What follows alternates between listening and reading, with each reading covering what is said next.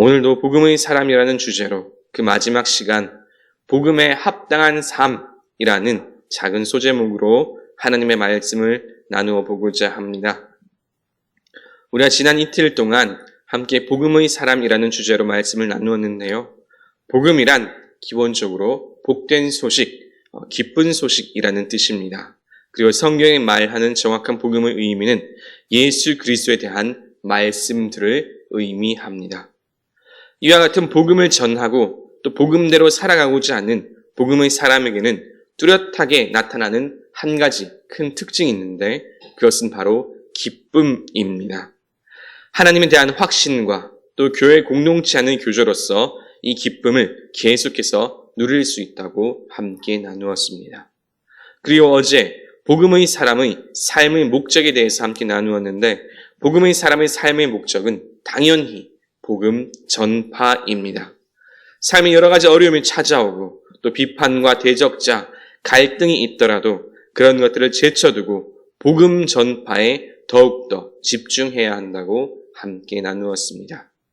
그리고 오늘은 이제 복음의 사람, 그 삶의 모습에 대해서 함께 나누어 보고자 합니다. 혹시 달을 가리키는 손가락에 대한 이야기를 들어보신 적이 있습니까? 밤하늘에 보름달이 떴습니다. 어떤 사람이 그 달을 보라고 손가락으로 달을 가리켰는데요. 사람들은 달을 보지 않고 이 달을 가리키는 손가락을 집중해서 보았다는 이야기입니다. 한자로는 견지망월이라고도 합니다. 본질은 달을 보는 것인데 정작 사람들이 집중한 것은 달이 아닌 비본질적인 손가락이었다라는 그런 이야기죠. 이와 비슷한 개념으로 메시지가 아닌 메신저를 공격하라라는 그런 말도 있습니다. 주로 정치권이나 권력 다툼 등을 할 때 종종 쓰이는 이야기인데요. 상대방이 아무리 좋은 메시지를 전한다 할지라도 그 메시지를 전하는 사람, 메신저를 어떻게 해서든지 공격하면 대중들은 그 좋은 메시지에 집중하지 않고 덩달아 흠이 생겨버린 그 메신저를 함께 욕한다는 그런 이야기입니다. 이런 이야기들의 본래의 그 의미는 당연히 본질에 집중하라라는 그런 의미입니다. 손가락이 아닌 달을 보아야 하고 메신저가 아닌 메시지에 집중해야 한다는 그런 이야기죠. 그러나 이와 더불어 또 한 가지 숨어있는 뜻이 있기도 합니다. 그것은 그만큼 손가락과 메신저가 중요하다는 뜻이기도 하지요. 아무리 좋은 메시지라도 메신저가 그 말을 전하는 사람이 형편없으면 혹은 문제가 있으면 그 좋은 뜻이 퇴색하거나 심지어는 조롱의 대상이 될 수도 있기 때문입니다. 쉬운 예로 만약 어떤 살인 강도가 있는데 그 살인 강도가 10계명의 살인하지 말라라는 그 계명을 말하거나 혹은 도둑질하지 말라는 그 계명을 말한다면 과연 설득력이 있을까요? 더 엄중하게 말하면 주일 성수도 어려워하는 어떤 한 교인이 믿지 않는 사람은 전도한다고 주일에 교회 가자고 말하면 과연 그 말에는 얼마나 힘이 실릴까요? 그만큼 말을 전하는 사람도 중요하다라는 그런 뜻입니다. 아무리 좋은 말이라도 또 옳은 말이라 할지라도 그 말을 하는 사람이 말에 걸맞지 않는다면 말은 힘을 잃게 되고 그 뜻을 퇴색되게 만듭니다. 오늘 말씀의 주제는 복음에 합당한 삶입니다. 오늘 핵심 요절 27절은 이렇게 말씀합니다. 오직 너희는 그리스도의 복음에 합당하게 생활하라 라고 말이지요.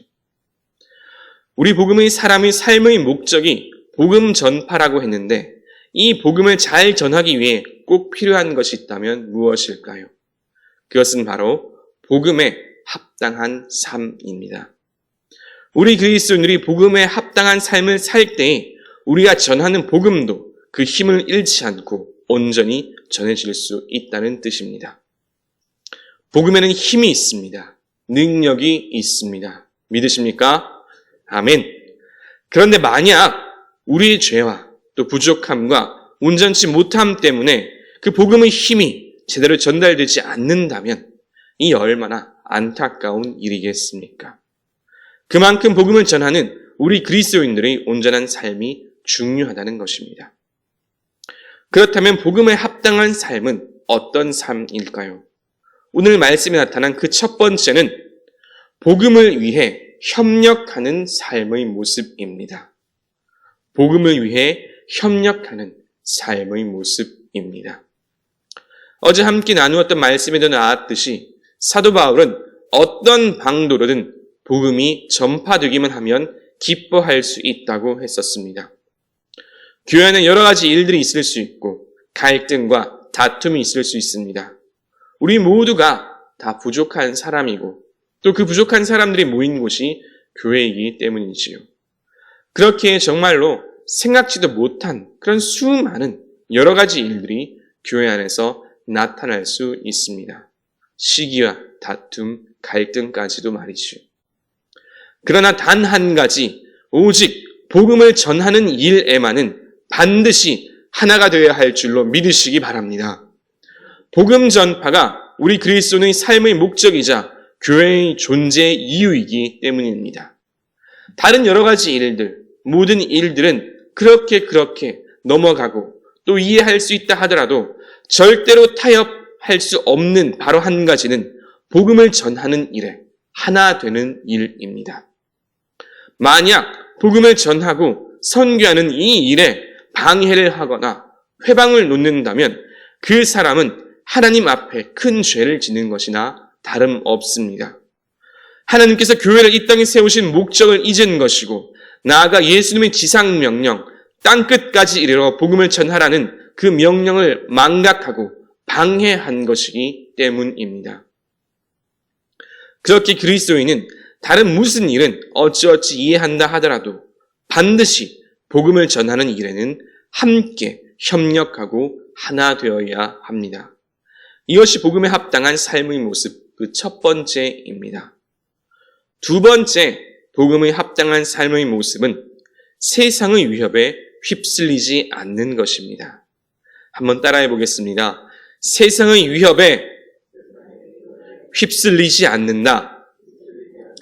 그렇습니다. 그리스도인의 복음에 합당한 그 두 번째 삶의 모습은 세상의 위협에 휩쓸리지 않는 것입니다. 오늘 말씀 28절은 이렇게 말씀합니다.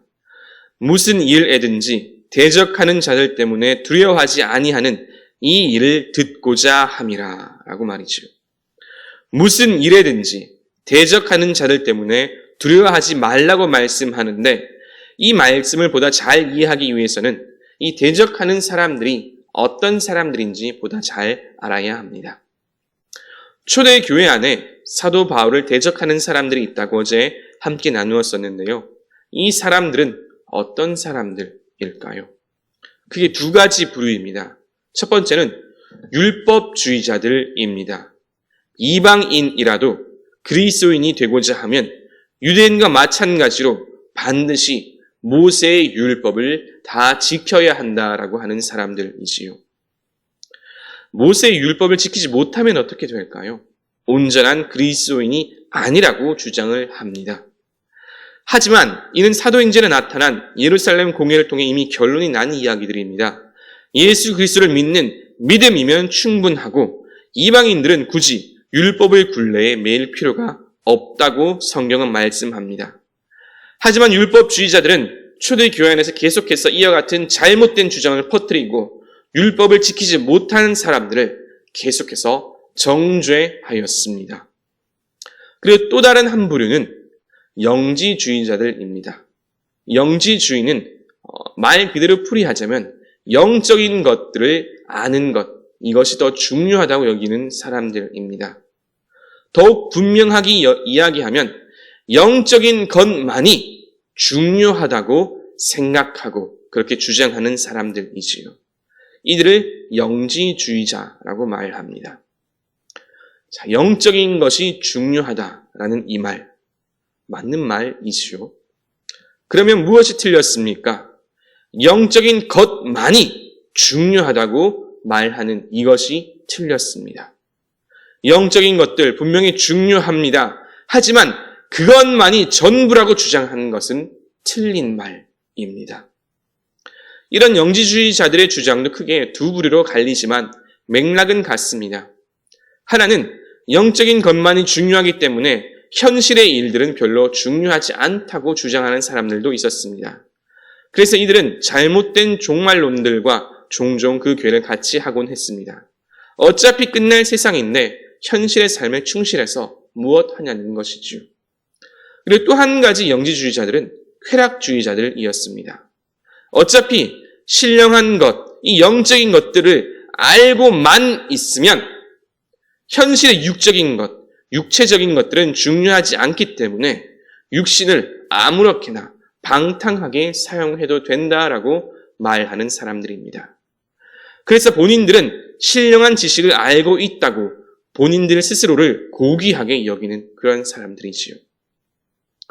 여러분, 세상에서 가장 상대하기가 까다로운 사람들이 어떤 사람들인지 아십니까?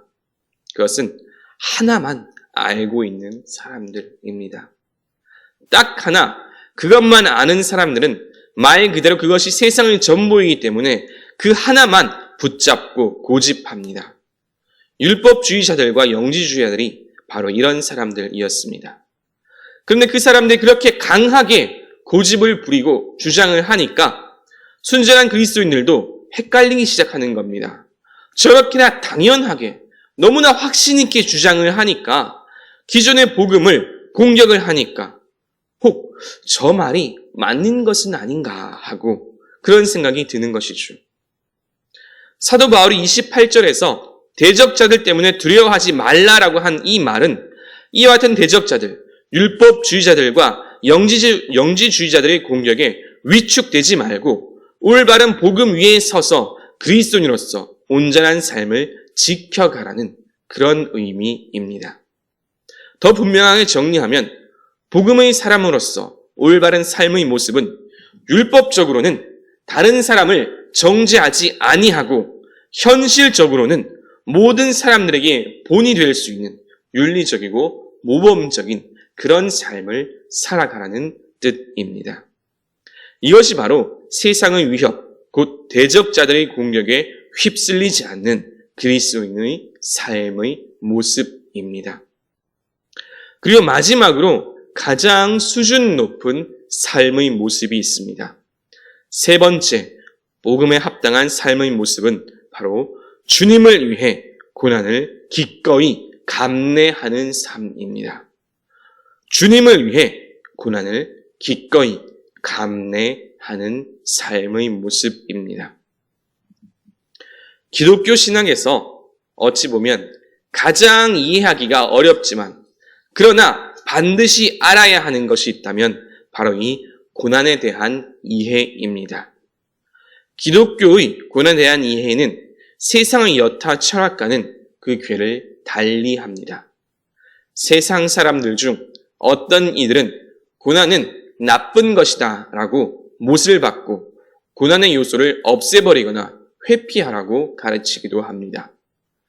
또 어떤 이들은 고난은 피할 수 없는 것이니 그냥 체념하고 받아들이고 살라고 말하는 이들도 있지요. 그리고 또 어떤 이들은 고난이 가득한 이 세상을 떠나서 그냥 도피하여 살라고, 망각하고 살라고 말하는 사람들도 있습니다.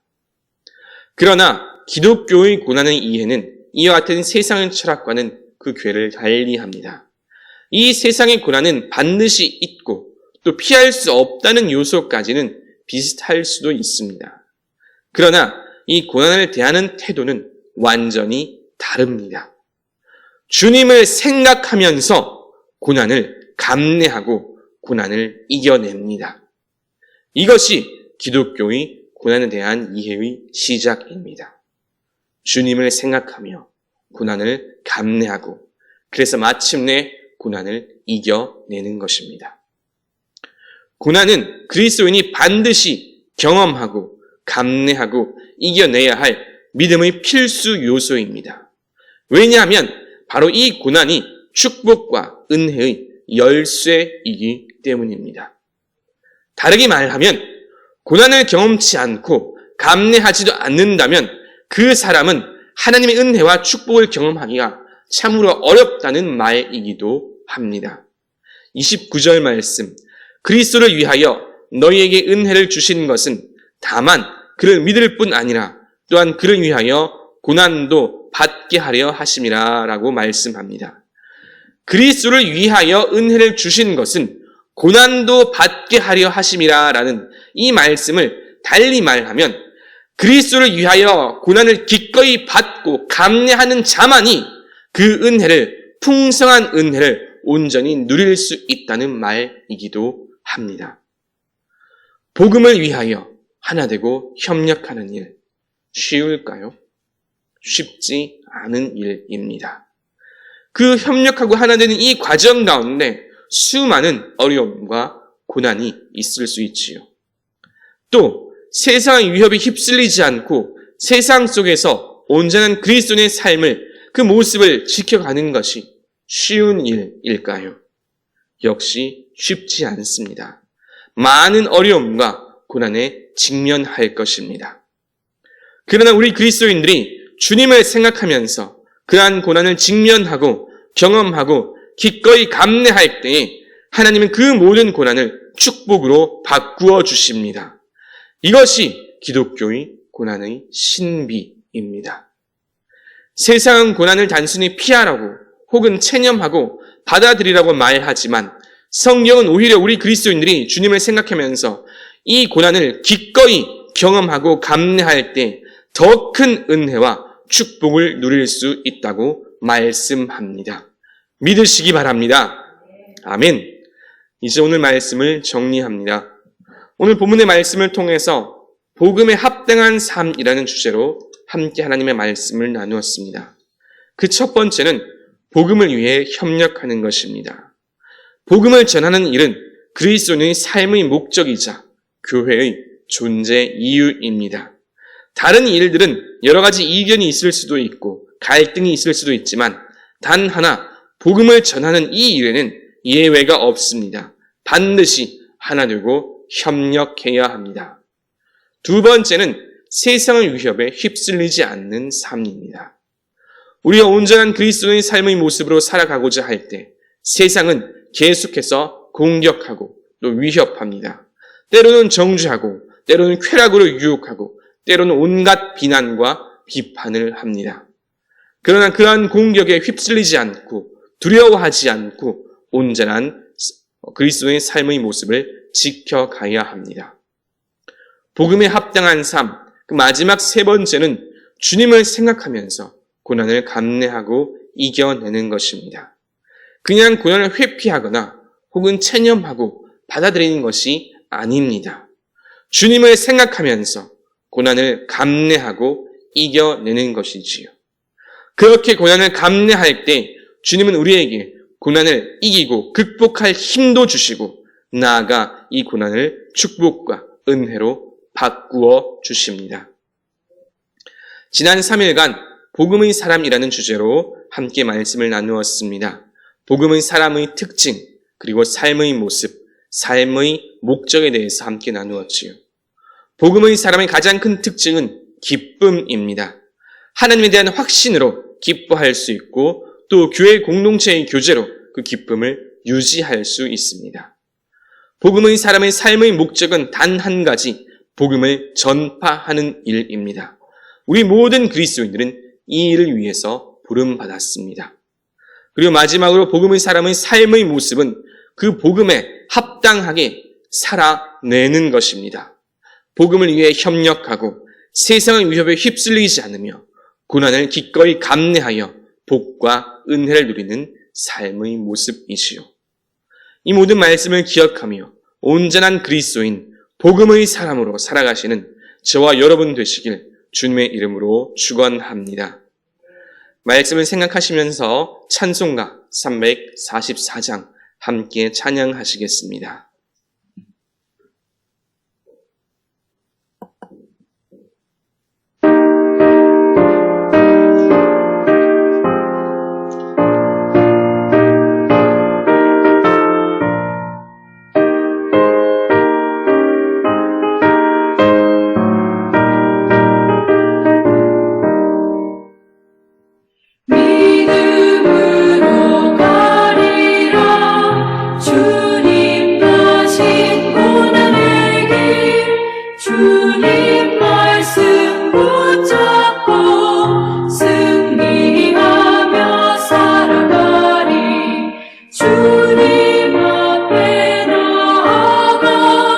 무릎 꿇어 간구하고 겸손하게 주님 섬겨 새 힘을 얻으리라. 고난 중에 있을 때 소망 중에 기뻐하며 주님 말씀 따라서 기쁨으로 살아가리. 주님 앞에 나아가 무릎 꿇어 간구하고 겸손하게 주님 섬겨 새 힘을 얻으리라.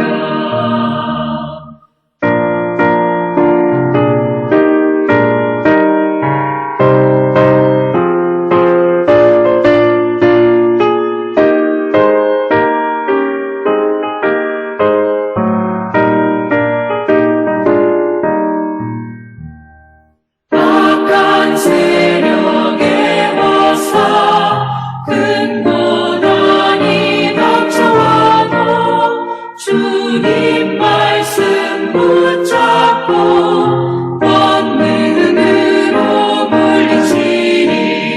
주님 앞에 나아가 무릎 꿇어 간구하고 겸손하게 주님 섬겨 새 힘을 얻으리라.